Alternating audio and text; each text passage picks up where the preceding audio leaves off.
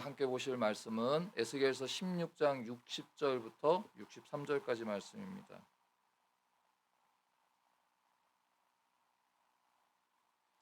에스겔서 16장 60절부터 63절까지 말씀입니다. 네 절 말씀이니까 우리 같이 읽도록 하겠습니다. 합독하시겠습니다. 시작.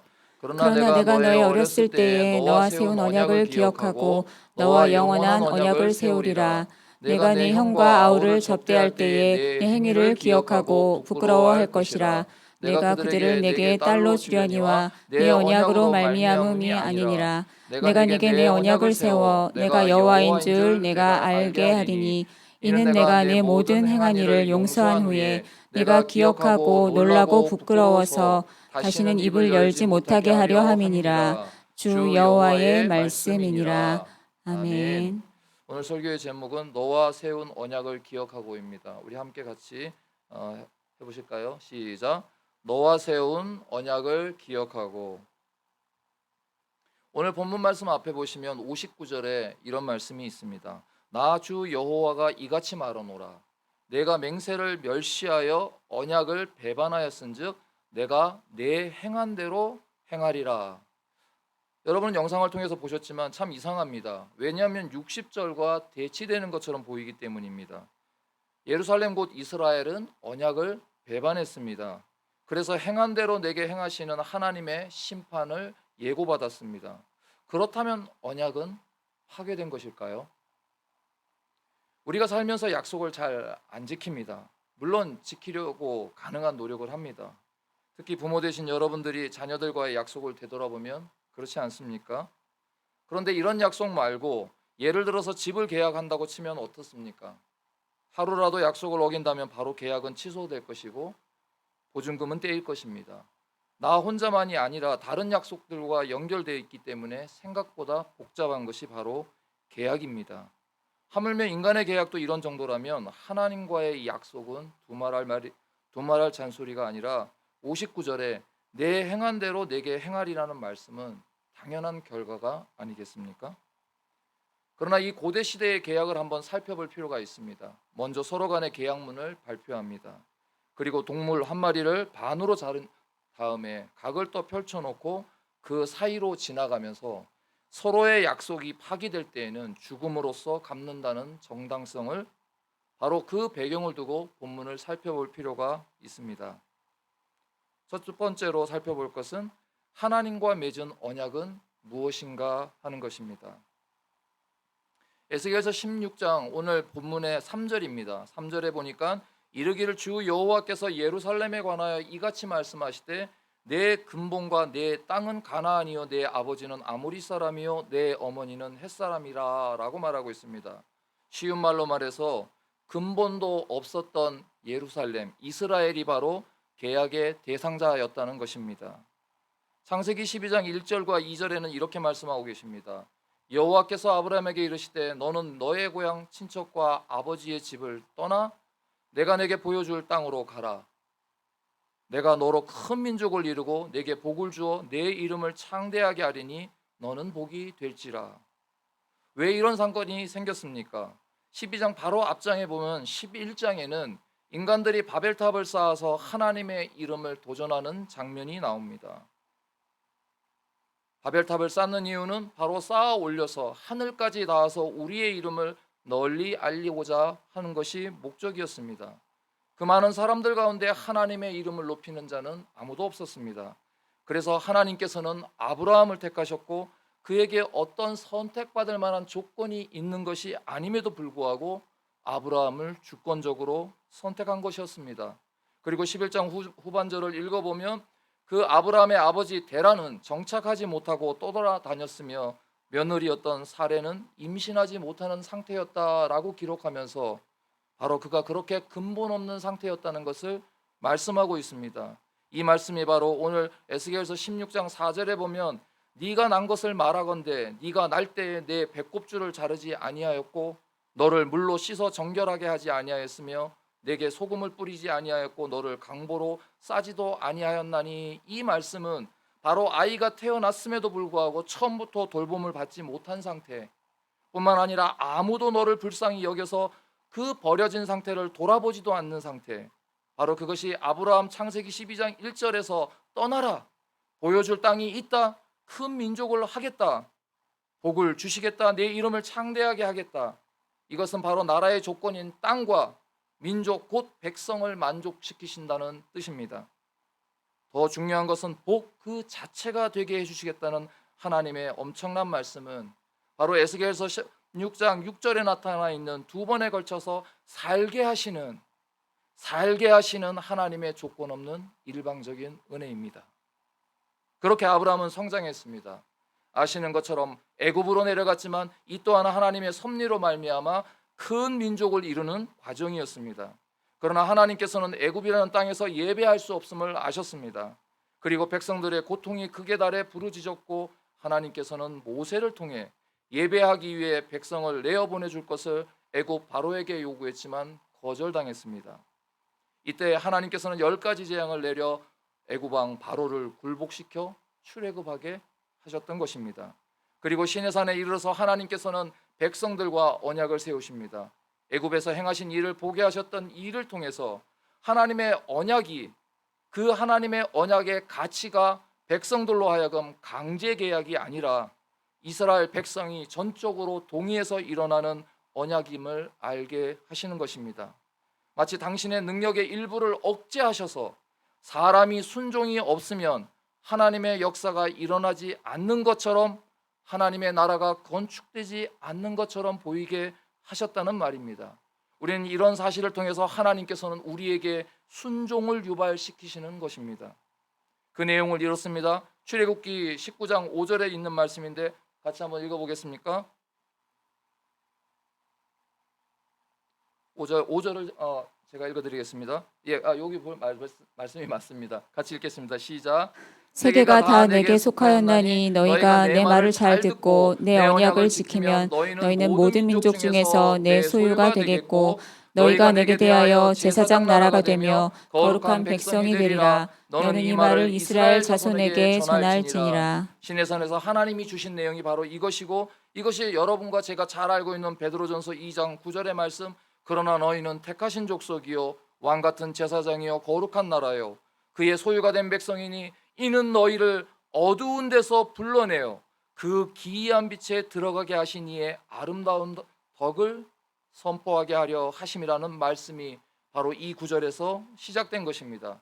그렇게 선포하신 하나님께서는 백성으로 살아가야 할 법을 주셨습니다. 이 법이 바로 십계명과 출애굽기 20장부터 23장까지에 걸쳐 있는 바로 하나님의 백성으로 살아가야 하는 방법인 것입니다. 우리의 관점으로 해서 보면 율법이라는 것이 속박처럼 보일 수도 있습니다. 그러나 그것은 잘못된 시각입니다. 왜냐하면 하나님께서 우리를 속박하는 것이 아니라 참으로 자유케 하시는 것입니다. 이렇게 표현해 볼 수 있습니다. 율법은 자유를 위해 주신 속박이다. 예를 들어서 여러분이 결혼 생활을 속박이라고 말한다면, 진짜 속박처럼 느끼고 있다면 그 결혼은 후회하는 것이라 말할 수 있겠습니다. 그러나 어느 노래처럼 아름다운 구속이다라고 말하면 그 사랑에 대한 그 결혼은 참 잘했다라고 말하지 않겠습니까? 신약에 내려와서 주님께서는 이렇게 말씀하셨습니다. 진리를 알지니 진리가 너를 자유케 하리라 라는 말씀이 바로 이 말씀인 것입니다. 그래서 이스라엘 백성은 이렇게 답합니다. 출애굽기 24장 3절에 보면 모세가 와서 여호와의 모든 말씀과 그의 모든 율례를 백성에게 전하매 그들이 한 소리로 응답하여 이르되 여호와께서 말씀하신 모든 것을 우리가 준행하리이다. 이것이 바로 백성들이 그 언약을 전적으로 동의한다는 내용입니다. 계속해서 9절부터 11절까지 보면 모세와 아론과 나답과 아비후와 이스라엘 장로 70명이 올라가서 시내산에서 하나님께서 기다리고 계시고 그 많은 사람들이 하나님께로 올라가는데 올라갈 수가 없습니다. 하나님의 거룩하심은 일정한 선을 넘으면 죽을 수밖에 없기 때문입니다. 그런데도 그들이 하나님을 보게 됩니다. 10절에 이스라엘의 하나님을 보니 그의 발 아래에는 청옥을 편듯하고 하늘같이 청명하더라. 하나님이 이스라엘 자손들의 존귀한 자들에게 손을 대지 아니하셨고 하나님을 뵙고 먹고 마셨더라. 인생이 가질 수 있는 가장 큰 축복이 바로 하나님 앞에서 먹고 마시는 것입니다. 어떤 말씀입니까? 그들이 정한 경계를 넘어설 수 있도록 하나님께서 허락해 주셨다는 것입니다. 그것은 다시 말해서 거룩한 자로 인정해 주셨다는 의미를 가지고 있습니다.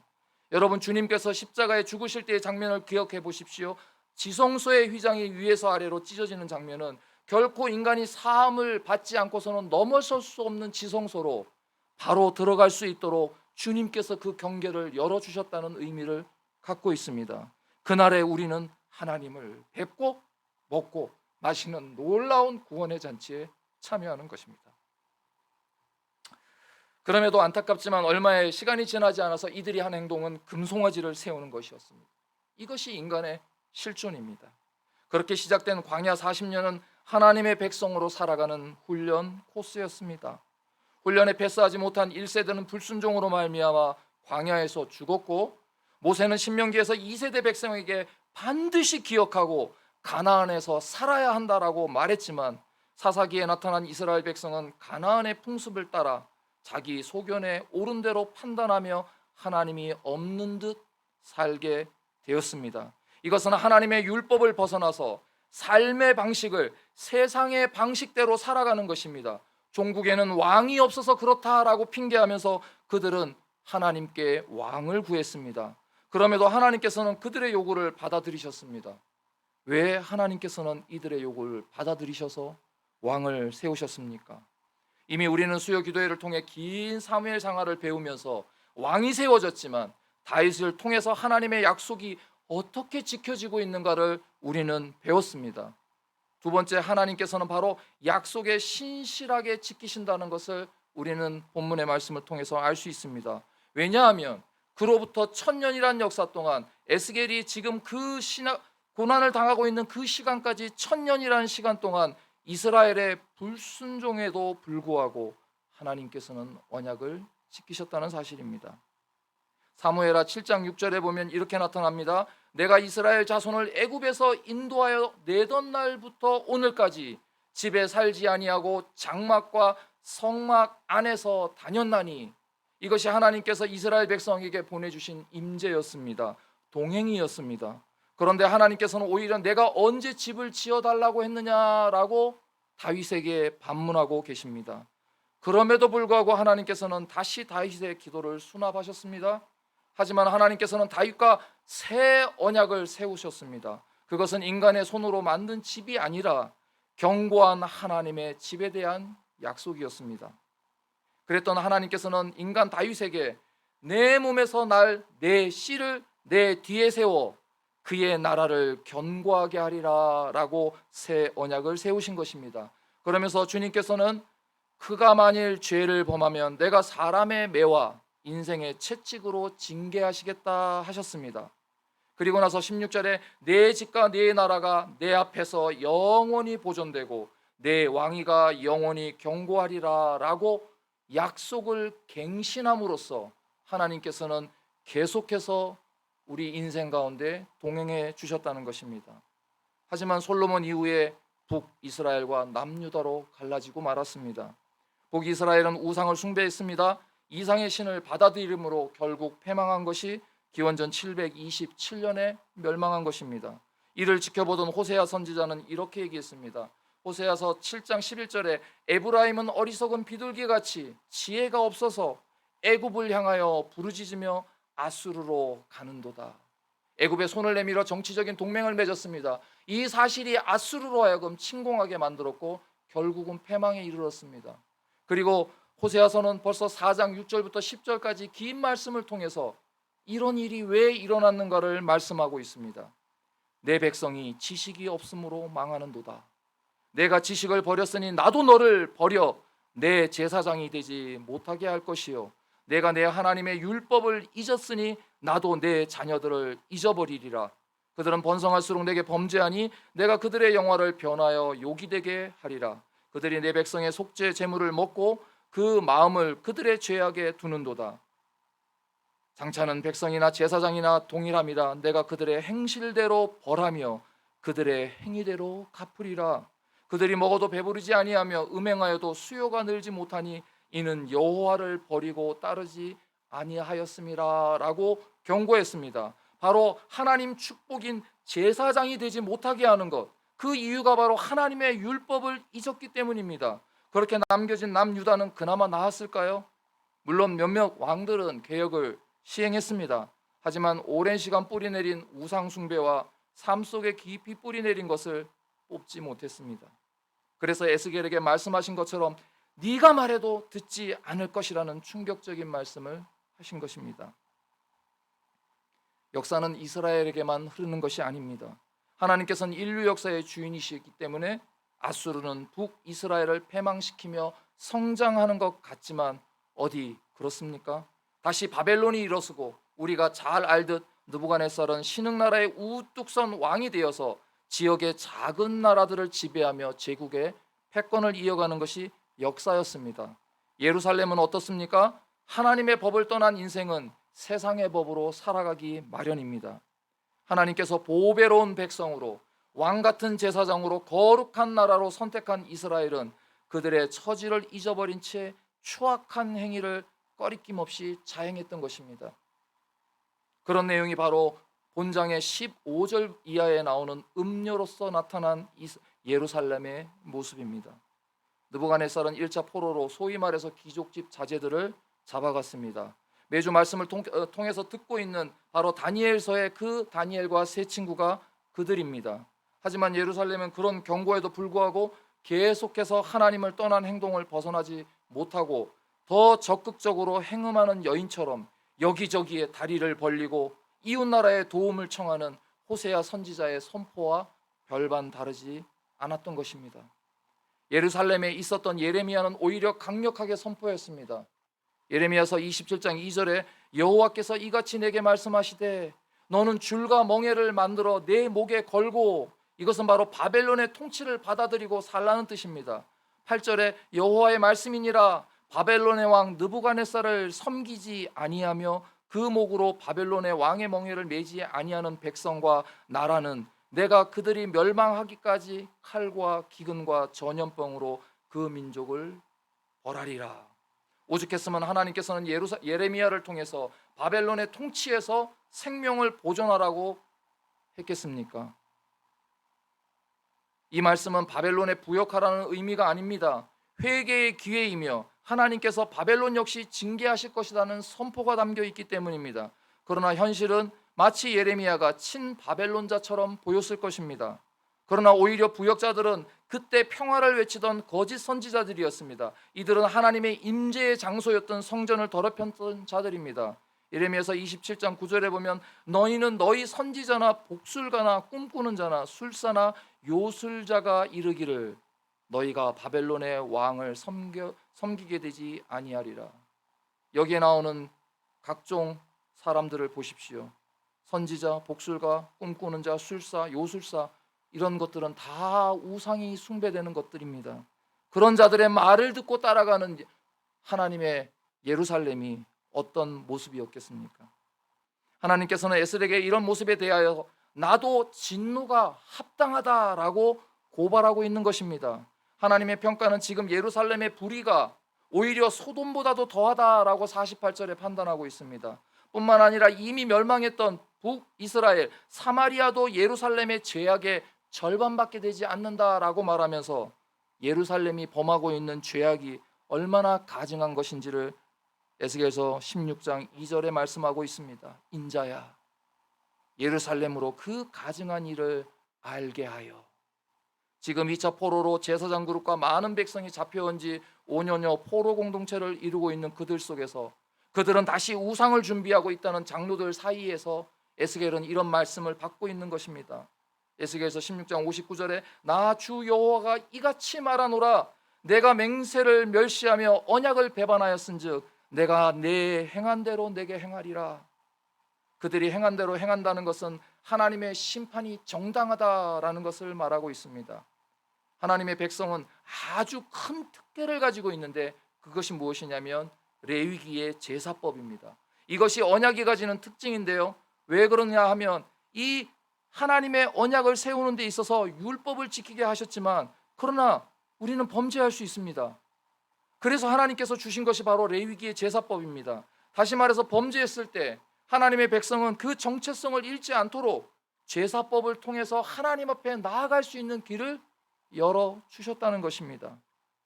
그런데 행한 대로 심판하시는 것, 이것은 바로 세상에 대한 판결 방식이라는 것입니다. 이제는 하나님의 자녀가 아니라 세상의 방식대로 하나님도 심판하시겠다는 뜻입니다. 로마서 1장 18절부터는 인간이 갖는 불의한 모습을 쭉 열거하고 있습니다. 그리고 나서 1장 32절에 이렇게 말씀하고 계십니다. 그들이 이 같은 일을 행하는 자는 사형에 해당한다고 하나님께서 정하심을 알고도, 바로 그런 일들이 사형에 해당한다는 것을 알면서도 행하는 것이라 라고 한 것이 바로 인간이 가지고 있는 것입니다. 바로 그들의 법대로 심판하시는 것이 바로 이 법에 해당되는 것입니다. 그렇다면 왜 하나님께서 주신 특혜를 버리고 세상의 방법대로 판단을 받으려 합니까? 누가복음 15장에는 아버지의 법이 싫어서 떠나는 둘째 아들이 있습니다. 그 특징 중에 하나가 바로 먼 나라로 갔다라고 말했습니다. 아버지의 통치가 미치지 않는 곳, 아버지의 법이 미치지 않는 곳으로 가려고 하는 그 마음이 우리들 마음속에 계속 작동하고 있다는 것입니다. 아버지의 법을 버리고 세상에 통제하는 곳, 그곳에 저와 여러분이 가고자 한 적은 없습니까? 교회에서 받은 은혜를 가지고, 교회에서 받은 자유함을 가지고, 예배에서 받은 즐거움과 기쁨을 가지고 먼 나라로 가려는 어리석음을 범하지 마시기를 바랍니다. 세 번째, 세상의 법과 하나님의 은혜의 법 사이에서 고민하지 말아야 합니다. 59절에 내 행한 대로 내게 행하면 그 결과는 멸망입니다. 본문의 말씀은 이스라엘의 패망을 앞두고 말씀하시는 것입니다. 그렇다면 그 패망이 확실한 것을 선포하는데 왜 이 사실을 알려주겠습니까? 마치 부모가 자녀들에게 너 그러면 혼난다, 오늘 저녁에 너 혼날 거야 라고 하는 것은 어떤 관계 속에서 말하는 것입니까? 에스겔에서는 용서한다는 말은 드러나지 않습니다. 그러나 그 말씀 이면에 숨어져 있는 것은 회개하고 돌아오라는 하나님의 촉구가 있다는 것을 우리는 알아야 합니다. 왜 그렇습니까? 이유가 무엇입니까? 패망, 곧 죽는 것은 확실한 것입니다. 그런데도 마귀의 방식은 너 죽을 거 확실하니까 기다리지 말고 일찍 죽어라 라고 말하는 것이 마귀의 방식입니다. 그 대표적인 인물이 가룟 유다였습니다. 그 일이 실패하자 그는 자기 목숨을 끊음으로써 자기 방식대로 결정했습니다. 하지만 베드로는 예수님의 말씀을 기억하고 눈물을 흘렸습니다. 마가복음 14장 72절의 말씀을 같이 한번 읽겠습니다. 시작. 닭이 곧 두 번째 울더라. 이에 베드로가 예수께서 자기에게 하신 말씀 곧 닭이 두 번 울기 전에 내가 세 번 나를 부인하리라 하심이 기억되어 그 일을 생각하고 울었더라. 어떻게 울었습니까? 부인하리라 하시는 그 말씀이 기억났다는 것입니다. 이것이 바로 기억하는 일인 것입니다. 오늘 본문에서 그런 눈물조차 없었던 백성을 향해서 하나님께서는 다시 시작합니다. 60절 말씀을 다시 한번 같이 읽겠습니다. 시작. 그러나 내가 너의 어렸을 때와 너와 세운 언약을 기억하고 너와 영원한 언약을 세우리라. 여러분, 멸망당하는 것은 인간 편에서 방법을 찾는 것이 아닙니다. 심판하시는 하나님 편에서 해결책을 찾아와야 합니다. 하지만 세상은 반대입니다.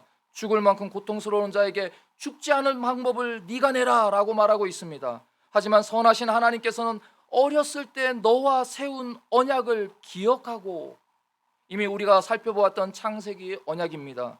그리고 다시 다윗과 세우셨던 영원한 새 언약입니다. 그 언약을 기억하셨다는 것은 오로지 하나님 편에서 베푸시는 긍휼이 있다는 것을 우리가 분명하게 기억해야 한다는 것입니다. 이스라엘은 그 범죄를 통해서 하나님의 이름, 곧 거룩하게 받으셔야 할 이름을 땅에 떨어뜨렸습니다. 하나님께서는 결코 스스로의 이름을 땅에 떨어뜨린 것을 두고 보지 않으십니다. 제3계명 내 이름을 망령되이 일컫지 말라는 것입니다. 그래서 하나님께서는 세운 언약을 기억하시는 것입니다. 인간은 그런 가치가 없기 때문에 약속을 깨는 것입니다. 자기 이름에 가치가 없기 때문에 약속을 저버리는 것입니다. 하지만 하나님께서는 자기 이름이 지극히 높으시고 존엄과 거룩을 갖고 계시기 때문에 결코 언약을 깨지 않으신다는 것입니다. 이사야는 이렇게 표현합니다. 이사야 50장 1절에 나 여호와가 이같이 말하노라. 내가 너희의 어미를 내보낸 이혼 증서가 어디 있느냐? 내가 어느 체주에게 너희를 팔았느냐 보라. 너희는 너희의 죄악으로 말미암아 팔렸고 너희의 어머니는 너의 배역함으로 말미암아 내보냄을 받았느니라. 이것은 무슨 말씀이십니까? 비록 죄악으로 팔렸고 배역함으로 인하여 내보냄을 받았지만 나는 이혼 증서를 써주지 않았다는 것입니다. 눈에 보이는 것만으로 버렸구나, 눈에 보이는 것만으로 나는 하나님께 버려졌구나 라고 판단하지 마시기 바랍니다. 하나님께서는 그래서 우리에게 영원한 언약을 세우시는 것입니다. 이러한 표현은 62절에 내가 여호와인 줄 내게 알게 하시겠다라는 의미인 것입니다. 이제 포로로 잡혀온 이들에게, 그리고 예루살렘의 멸망 후 사라진 남은 소수의 남겨진 자들에게 하나님은 언약을 새롭게 작동하실 것입니다. 그 방식은 내가 기억하고입니다. 이미 우리가 영상에서 살펴보았던 것처럼 돌 같은 마음을 부드럽게 하시는 것부터 시작한다는 것입니다. 왜 그렇습니까? 그 부드러운 마음에다가 그 부드러운 마음에다가 하나님의 계명을 심어주기 위함입니다. 그것은 무슨 말씀이십니까? 바로 그 부드러운 마음이 하나님의 말씀을 받음으로 말미암아 양심이 작동되고 무엇이 하나님을 향하여 거룩한 삶을 살아가야 하는지를 깨닫게 하기 때문이라는 것입니다. 에스겔서 36장 25절부터 26절 말씀을 저와 여러분이 함께 읽겠습니다. 시작. 맑은 물을 너희에게 뿌려서 너희로 정결하게 하되 곧 너희 모든 더러운 것에서와 모든 우상 숭배에서 너희를 정결하게 할 것이며 또 새 영을 너희 속에 두고 새 마음을 너희에게 주되 너희 육신에서 굳은 마음을 제거하고 부드러운 마음을 줄 것이며. 사랑하는 성도 여러분, 이것이 하나님께서 우리를 새롭게 하시는 이유인 것입니다. 보라, 새 것이 되었도다. 하나님은 무너진 인생을 새롭게 창조하십니다. 고쳐 쓰시는 게 아닙니다. 우리가 볼 때는 상처투성인 우리를 불러서 세우시고 고쳐 쓰는 것처럼 보이지만 하나님께서는 저와 여러분을 바로 새 영을 너희에게 주어서 새롭게 창조하신다는 것입니다. 무너져버렸던 다윗은 시편을 통해서 자신이 무너진 인생이지만 하나님 편에 새롭게 창조되었다라고 고백하는 것입니다. 새 마음을 주옵소서라고 우리가 기억하는 것은 우리의 무너진 마음을 들고 하나님 앞에서 하나님의 제사의 방법대로 하나님 앞에 나오는 것입니다. 우리가 언제까지 우리의 방법으로 나와서 우리의 생각대로 기도하고 우리가 원하는 대로 하나님께 요구하고 우리가 바라는 대로 기도할 수 있겠습니까? 오히려 하나님께서는 에스겔의 입을 멈추신 것처럼, 그리고 하나님께서 에스겔에게 보여준 더 큰 비전을 품게 하시는 것이 하나님의 뜻이라는 사실입니다. 사랑하는 성도 여러분, 우리는 기억해야 합니다. 인간적인 권면으로 보면 영적인 요요 현상을 겪지 않기 위해서 평안한 삶의 방식을 버려야 합니다. 저는 자주 커피를 타놓고 그냥 나올 때가 많습니다. 그럴 만한 나이가 되었습니다. 그래서 커피를 타놓고 문 앞에 가져다 둡니다. 마음이 없어서 몰라서 안 하는 게 아닙니다. 하지만 그렇게 못할 때 뭐 이거 하나로 라고 하지 마시고 이것 하나도 못하는구나 하고 부끄러워해야 합니다. 못하는 자신을 그럴듯한 변명으로 돌려 세우기보다는 오히려 입을 열지 말고 주 여호와 앞에 용서를 구하고 다시 올바른 그리스도인으로 살려고 해야 합니다. 하지만 방금 말씀드린 것은 그저 인간적인 겉면에 불과합니다. 진정한 길은 장대에 높이 달린 놋뱀을 바라보면 살듯이 십자가의 예수를 바라보는 것입니다. 실패로 점절된 인간 역사에서 유일하게 하나님의 율법을 순종하여 지키신 분이십니다. 광야에서 실패한 이스라엘을 대신해서 40일 광야에서 시험을 통과하신 분이십니다. 이스라엘의 불순종보다 그리스도의 순종이 더 큰 유익을 끼치고 있습니다. 로마서 5장 15절에 보면 이렇게 말씀하십니다. 그러나 이 은사는 그 범죄와 같지 아니하니 곧 한 사람의 범죄로 인하여 많은 사람이 죽었은즉 더욱 하나님의 은혜와 또한 한 사람 예수 그리스도의 은혜로 말미암은 선물은 많은 사람에게 넘치느니라. 우리는 넘치는 선물을 받았습니다. 아멘. 그 선물은 여전히 강제로 율법을 주시는 것이 아니라 각자의 양심을 씻어주시고 하나님의 법에 순종할 수밖에 없도록 감미로운 상태로 만들어 주시는 것이고, 그러한 날이 도래하신다라고 하는 것이 바로 새 언약의 중심에 있습니다. 그럼에도 아직 도래하지 않은 그 나라를 소망합니다. 하지만 이미 맛볼 수 있도록 하신 것을 우리는 알아야 합니다. 그래서 주님께서는 마가복음 1장 15절에 이렇게 말씀하십니다. 이르되 때가 찼고 하나님의 나라가 가까이 왔으니 회개하고 복음을 믿으라 하시더라 하신 것입니다. 첫 번째가 바로 진리의 복음을 들으면서 믿고 누리는 것이고, 두 번째가 바로 성령 안에서 교제함을 말하는 것이 지난 주일 목사님께서 하셨던 말씀입니다. 그러기 위해서 회개해야 한다는 것, 이것이 바로 무엇이냐? 바로 심판의 경고를 듣고 스스로를 겸비하게 하고 낮추어서 우리 속에서 나타나고 있는 죄성을 찾아서 제사장의 백성답게 하나님 앞에 나아가 죄를 아뢰고 사함을 받는 것, 곧 저와 여러분이 거룩한 백성으로 살아내는 것입니다. 이것이 하나님의 말씀과 하나님의 이름을 높이 올려내는 삶을 살아내는 것입니다. 그것이 바로 오늘 저와 여러분이 그리스도라는 이름으로 명예로 살아간다는 말씀인 것입니다. 하늘에 계신 우리 아버지여, 이름이 거룩히 여김을 받으시오며, 주님께서는 이렇게 기도를 가르쳐 주시면서 저와 여러분의 삶을 통해서 그것을 이루어내기를 원하십니다. 나라가 임하옵시며, 하나님의 나라는 여기 있다 저기 있다, 너희 마음속에 이미 이루어졌다라고 하는 것은 저와 여러분의 마음이 새로운 심령으로 변화를 받고 주님께서 보내주신 보혜사 성령이 저와 여러분의 마음을 지배하고 계시기 때문에 그 말씀이 이루어진 것입니다. 그런데 우리도 아직까지도 그것을 깨닫지 못한다면, 그럼에도 불구하고 우리는 하나님의 뜻이 이루어지기를 간구해야 합니다. 하나님의 나라를 이미 받은 줄로 믿고 지금 살아내는 것, 그것이 바로 에스겔이 우리에게 보여준 비전입니다. 비록 그가 포로 생활 속에 있지만 하나님의 영광이 성전에서 떠나서 이스라엘 백성에게로, 포로된 백성에게, 그리고 그들의 마음을 새롭게 하고 그들 마음속에 하나님의 율법을 심어줌으로써 그 율법을 심긴 자가 바로 하나님의 이름을 가진 자, 오늘도 나를 사랑하는 자는 나의 계명을 가지고 지키는 자야 나를 사랑하는 자니라고 주님께서 말씀하셨던 이유가 거기에 있습니다. 시편의 150편을 시작하면서 1절에 악한 자와 의인을 나누는 기준이 무엇입니까? 주야로 주의 말씀을 묵상하며. 이것이 바로 오늘 우리가 살아가야 할 이유입니다. 저와 여러분들이 이 하나님의 말씀을 받고 그럼에도 불구하고 부족하다면 하나님 앞에 나와 간구하십시오. 그 풍성한 선물을 누리도록 기도하십시오. 아멘. 기도하겠습니다.